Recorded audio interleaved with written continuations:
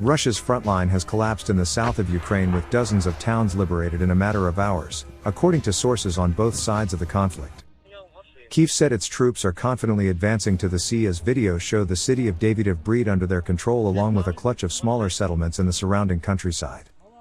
Meanwhile, pro-Russian military bloggers said their forces had retreated around 10 miles down the Dnipro River as the entire northern end of their territory west of the river fell into Ukrainian hands.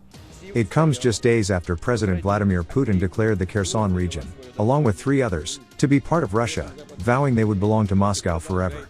Ilya Ponomarenko, a respected journalist for the Kyiv Independent, tweeted, "Good Lord, Russian front is apparently collapsing in the south. I just can't keep up with reports on newly liberated towns coming every other hour." Ukraine has been attacking in Kherson since early August after launching a much-vaunted counteroffensive to recapture the city, the only regional capital to have fallen to Putin's troops during the 7-month war. Until now, the offensive had only made slow advances, taking territory in a few areas while being pushed back in others.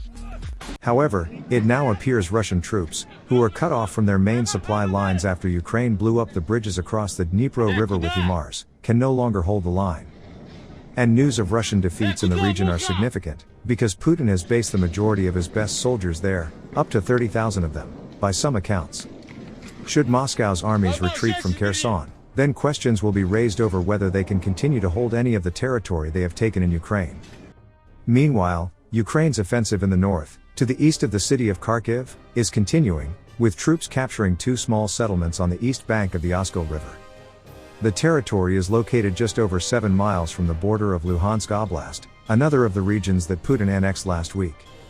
Ukrainian forces appear to be mopping up unoccupied towns in the region in preparation for an attack on the city of Sawatovay, in Luhansk. That then opens the door for a thrust into Severodonetsk and Lysychansk, 2 major cities that Russia spent weeks capturing and which underpin its claim to be in control of the entire region. Over the weekend, Russian troops pulled back from Lyman, a strategic eastern city that the Russians had used as a key logistics and transport hub, to avoid being encircled by Ukrainian forces. The city's liberation gave Ukraine a key vantage point for pressing its offensive deeper into Russian-held territories. Meantime, NATO has warned it is anticipating Russia may detonate a nuke on Ukraine's borders in a demonstration of Putin's resolve.